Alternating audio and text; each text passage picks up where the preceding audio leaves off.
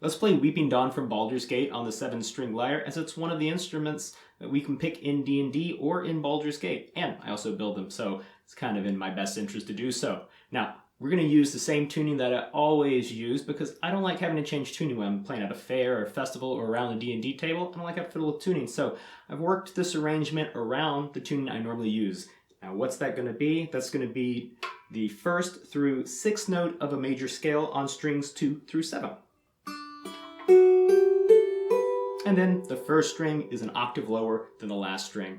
So they're both the 6th degree of the scale, an octave apart. Now for this song, what we're going to have to do is make a few substitutions or leave out a few notes just because I don't have all the notes I need. But again, I'm doing that so I don't have to change the tuning.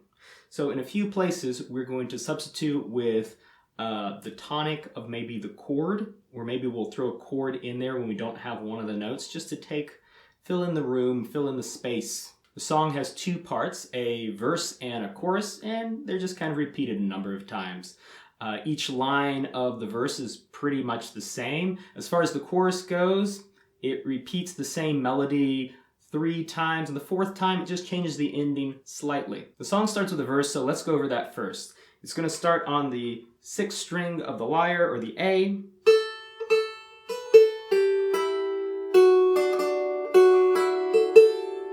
So that might sound a little funky, and that's because we're using that A for both a low A and a high A. Those are some of the compromises we have to make on lyre because we don't have a huge melodic range. However, we've got the notes we need, so we can make it work. We are missing a note in there, the 3rd, but we're just going to leave that out. Now, let's add a little bit of harmony to that, so I'm going to play some lower notes with it.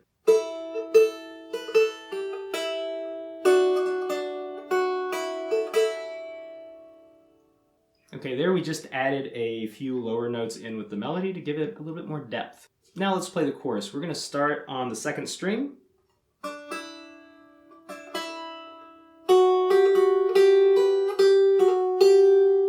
So that plays through about 3 times. The 4th time does this.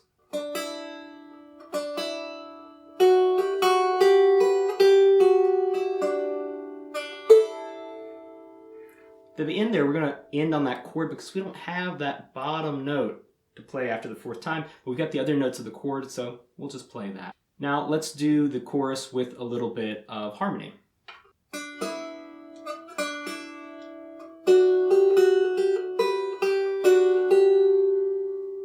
Now it's up to you whether you want to add harmony to the melody, but I would start by just learning the melody first, as always, so you get that in your head, and then try incorporating that harmony, and it can be wherever you feel.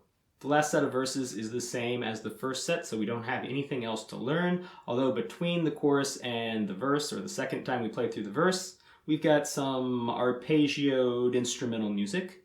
You could make up something if you want something to go along with that, but normally I'm just going to skip that one if I'm singing or playing it for people, because it's not, it doesn't have a hook, doesn't have that that melody I think is as memorable as the melody behind the words of the song.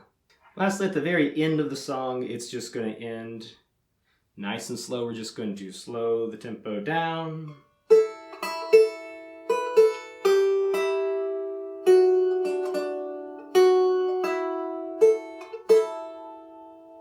And we'll just end it on that chord or that dyad between the A and the E. Let's play the whole thing all together now.